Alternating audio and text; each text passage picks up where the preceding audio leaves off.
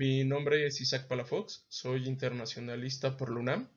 Actualmente laboro en la UAM Xochimilco y yo les voy a presentar el tema de México en el programa Artemisa, implicaciones en la reglamentación de las actividades gubernamentales y civiles en el espacio. Para hablar de los acuerdos Artemisa, primero tenemos que hablar un poco sobre qué es el programa Artemisa. En realidad en inglés es Artemis Program, pero pues la palabra Artemis en español sí existe, por lo cual se dice Artemisa. El programa Artemisa es un plan de la NASA que tiene el objetivo de llevar nuevamente humanos a la Luna, incluso crear una colonia ahí. También planean llevar a la primer mujer al polo sur de la Luna, todo esto en 2025, y con ello establecer una economía lunar para que en el futuro sirva de puerto para llegar al planeta Marte. Para muchos lo anterior podría sonar como parte de una historieta de ciencia ficción, pero la realidad es que pues la humanidad ha avanzado tanto tecnológicamente que actualmente tenemos una computadora en el celular y que ésta está conectada con satélites alrededor de todo el mundo. Muchos tienen televisión satelital también. Otros cuantos ya tienen internet por parte de Starlink con una constelación enorme de satélites en la órbita terrícola. Eh, También se cree que existe la posibilidad de que en el polo sur de la Luna haya helio 3, un isopo especial del helio, que serviría como un hidrocarburo limpio y que nos ayudaría mucho a combatir el cambio climático en la Tierra. Todas estas cosas que incluso ahora nos parecen imposibles, en el pasado pues lo eran aún más. Entonces, lo que se legislaba relativo a todo esto, pues evidentemente no consideraba que en algún momento sería normal empezar a explotar todos estos recursos que están presentes en asteroides, que están presentes en satélites o incluso en meteoritos. La historia es que inicialmente se creó una comisión para el uso y exploración del espacio ultraterrestre con fines pacíficos y la conformaban tanto Rusia como Estados Unidos. Evidentemente nadie puede saber qué va a haber en el futuro y hay muchas cosas que no consideraron, por lo cual los acuerdos Artemis consideran estas actividades que están muy próximas a ser una realidad o que incluso ya son una realidad. De tal forma que ahora en lugar de hacer un tratado con representaciones de los estados, se están haciendo acuerdos a partir de las agencias espaciales o tal vez de departamentos de estado o secretarías federales para poder lograr un acuerdo sobre cómo explotar esos recursos presentes en el espacio ultraterrestre, la Luna y otros cuerpos celestes. Las agencias más importantes que ya se han adherido a los acuerdos Artemis son la Agencia Espacial Australiana, la Agencia Espacial Mexicana, la Agencia Espacial Brasileña, la Agencia Espacial Japonesa, que ellos ya tienen historia recuperando muestras de satélites, perdón, de asteroides, y también tenemos agencias como la Agencia Espacial Canadiense, que está más o menos en la misma idea que nosotros al ser vecinos de Estados Unidos, y la Agencia Espacial de Luxemburgo, que es un caso muy especial, pues ellos incluso ya tienen todo un sector conformado dedicado a la minería espacial, además de tener, al igual que Estados Unidos, una ley nacional que permite la explotación de estos recursos. México se adhiere a estos acuerdos el 9 de diciembre de 2021 y esto lo hizo saber el canciller Marcelo Ebrard a través de un evento especial, perdón, donde asistieron secretarios de Estado y también algunos representantes del Poder Legislativo de México. El doctor José Hernández Moreno consideró que era muy bueno el ingreso de México al proyecto con las siguientes palabras. Qué bueno que México se suma al proyecto Artemisa, porque una vez más vamos a regresar a la Luna, pero esta vez no lo vamos a hacer como un país, lo vamos a hacer como una comunidad. Es importante esto porque refleja este ambiente de colaboración no solamente entre agencias espaciales o departamentos de Estado o ministerios o secretarías de Estado, sino que también lo ve a través de universidades, a través de empresas espaciales. La participación de México no podría orientarse de otra forma si no es en el sector social. ¿Cómo es esto? Pues por ejemplo, promover el uso sustentable del espacio en beneficio de toda la humanidad. Esto es que no solamente sea en beneficio de los países industrializados o de los países en vías de desarrollo que tengan la oportunidad de participar con estos países, sino que también se consideren aquellos países que no están tan adelantados en su industria. También se busca planear misiones como la Colmena y Colmena 2, de la cual hablaré más adelante, así como establecer mecanismos de colaboración con entidades que pueden actuar a nombre de los signatarios. En este caso puede ser, otra vez haciendo referencia al proyecto Colmena, pues que la UNAM pueda colaborar con la NASA, ¿no? También se busca generar descubrimientos científicos, beneficios económicos, por ejemplo esto de explotar el helio 3 y también inspirar a una nueva generación de exploradores. Pero también debemos recordar que en México ya tenemos un sector aeroespacial, considerando también a la aviación, muy importante, pero sin embargo, pues finalmente van de la mano, ¿no? La participación de México también significa una oportunidad para el sector de la manufactura de alta tecnología en el país, pues debemos recordar que el estado de Querétaro es muy destacado en el sector aeroespacial, pero también tenemos otras opciones muy interesantes como San Luis, por ejemplo también en Nuevo León ya existe un clúster espacial y hay otras oportunidades. La FEMIA, que es la Federación Mexicana de la Industria Aeroespacial, menciona que México ha crecido a un ritmo de 14% en el sector aeroespacial, por lo cual esto simplificaría algunas actividades de manufactura para los países que busquen ser parte del programa Artemisa. Otra oportunidad interesante para México, considerando nuestro clima tropical y el espacio disponible en algunos estados al interior de nuestra república, pues es la construcción de un puerto espacial.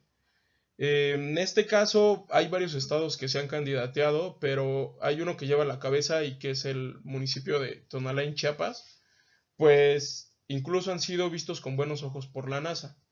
Todo esto considerando que desde el municipio de Tonalá es la distancia más corta, por decirlo así, hacia arriba para llegar al espacio.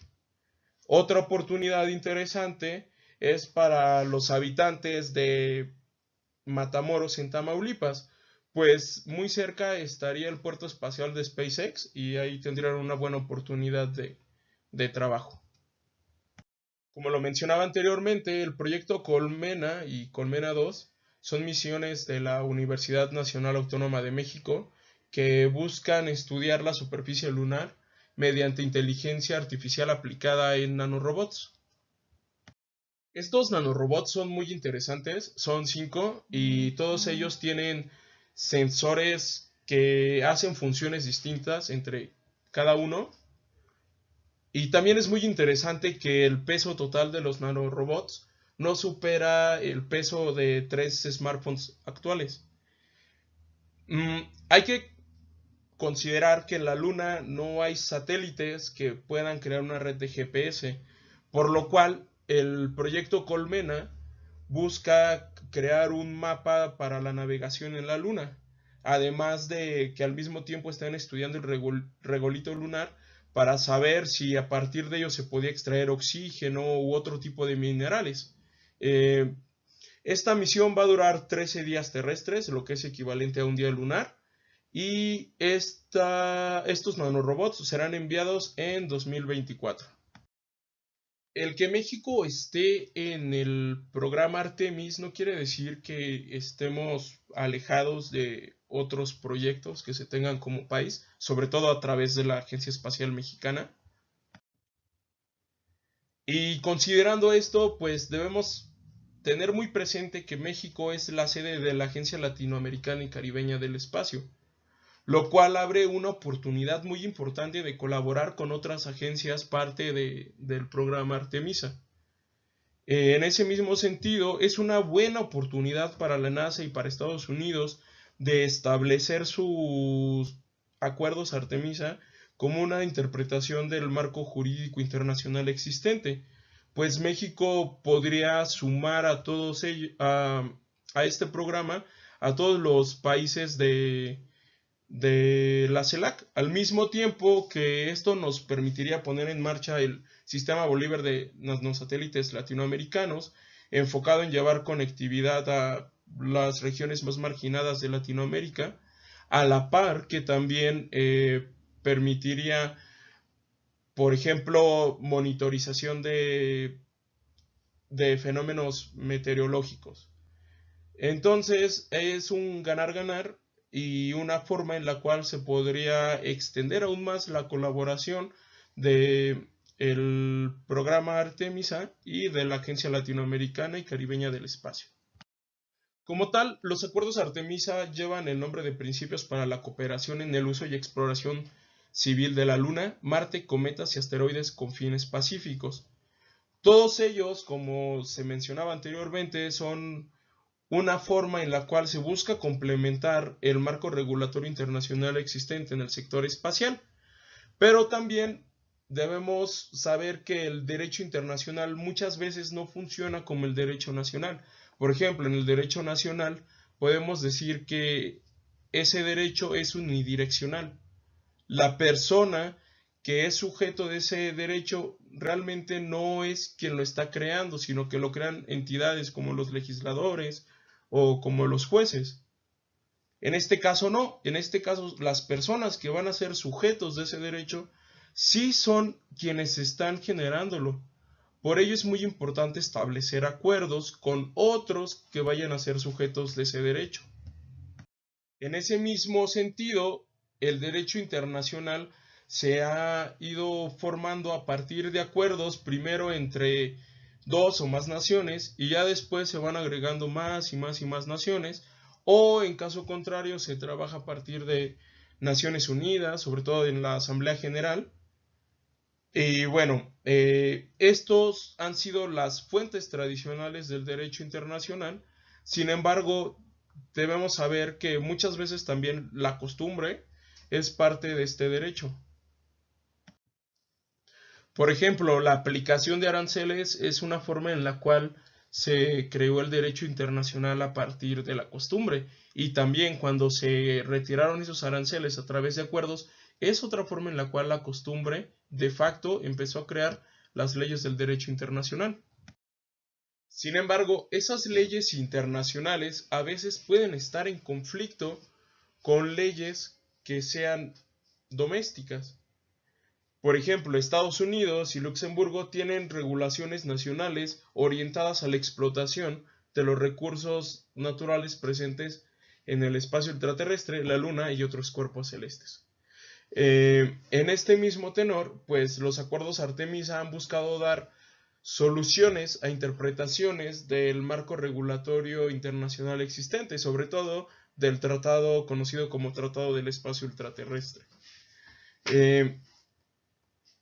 Como mencionaba anteriormente, en la medida en que los países vayan adaptándose a los acuerdos Artemisa, se considerará ya como parte del marco regulatorio internacional oficial, por así decirlo. Pero sí tenemos algunos detalles que vale la pena mencionar. Quienes vieron mi ponencia del año pasado sabrán que yo hice hincapié especialmente en estos 3 artículos del Tratado del Espacio Ultraterrestre. Por ejemplo, ¿qué pasaría si dentro de un año Virgin Galactic puede finalmente poner en órbita su hotel y recibe turistas espaciales? Las ganancias que tenga realmente las repartiría entre toda la humanidad o en beneficio e interés de todos los pueblos, como lo dice el artículo primero del Tratado del Espacio Ultraterrestre. Por ejemplo, ¿se estaría apropiando de una parte de la órbita terrestre? Entonces, pues realmente ahí hay un detalle interesante que incluso va relacionado también con el artículo 13, que dice que los estados parte del tratado deben de resolver los problemas que surjan en estas actividades. Entonces, en ese caso, ¿qué pasaría? Rusia, como líder de un bloque antagonista, juntaría a otros países que tengan los mismos intereses que ellos y buscarían la forma de ir en contra de esto o de arreglarlo. También otro ejemplo que se me viene a la mente es que el artículo 4 del Tratado del Espacio Ultraterrestre dice que no se podrán hacer actividades militares en el espacio. Sin embargo, Estados Unidos ya tiene una rama del ejército especializada en el espacio ultraterrestre, el Space Force. Entonces ahí son algunos detalles que entran en conflicto con la normatividad doméstica de Estados Unidos y la internacional, que también ellos han aprobado y creado como parte de la Comisión de Naciones Unidas sobre el uso del espacio ultraterrestre con fines pacíficos. Entonces, hablando de lo anterior, es muy inteligente la forma en la que se han creado los acuerdos Artemisa, porque pues hacen una invitación individual a cada estado o a la agencia espacial de cada estado interesada a unirse a ellos. Como lo menciono, tal vez con la costumbre termine siendo parte del marco jurídico internacional. En este caso tenemos que ya hay unos tratados que son muy importantes relativos al espacio ultraterrestre, como son el Tratado del Espacio Ultraterrestre, el Acuerdo sobre la Luna, que convenientemente o afortunadamente para ellos, Estados Unidos no es parte de ese acuerdo.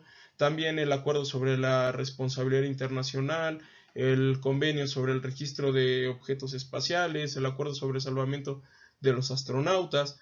Todas estas cosas han conformado un régimen que pues puede ser modificado o puede ser actualizado, por así decirlo, y en este mismo tenor es que se han propuesto los acuerdos Artemisa.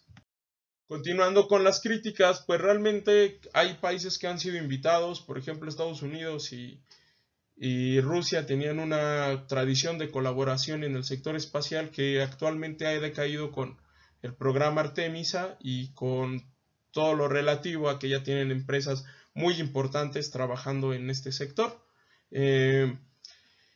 Entonces, países como Rusia, pues sí han hablado abiertamente de que consideran que esa es una reinterpretación del Tratado del Espacio Ultraterrestre con la idea de permitir la privatización del espacio, aunque realmente ellos no lo mencionan así, pues se puede entender que sí buscan que los beneficios de la exploración espacial pues se queden solamente para la persona que está invirtiendo. Esto es algo problemático porque haría más grandes las brechas de desigualdad entre los países que sí pueden permitirse tener un programa espacial y aquellos que no. Por ejemplo, la Unión Europea sí ha tratado de buscarle una forma distinta de arreglarlo, ¿no? También ya están trabajando en una legislación, se puede decir interna, porque sería para la Unión Europea, que permita esta explotación, ¿no? Diplomáticamente, como lo mencionaba antes, pues es muy importante México para Estados Unidos porque puede atraer a todos aquellos miembros de la CELAC, que básicamente serían, no sé, un 80-90% del continente americano. También ahí pueden pues tener un apoyo en caso de que haya algún conflicto, que evidentemente lo ideal sería que no, y que sí se ha buscado que no sea así. Históricamente el espacio ha sido un terreno donde los países sí han acordado buenas cosas para evitar el conflicto, como fue el programa Apollo-Soyuz o Soyuz-Apolo.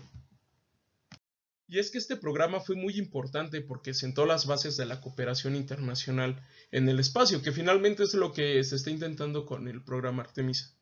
Yo creo, espero en verdad que habrá un momento en el cual se puedan acordar voluntades en la mayoría de los países para aclarar sobre cómo se va a explotar los recursos presentes en el espacio y que con ello se pueda llegar a un ambiente de convivencia en el cual todos se beneficien de estas actividades.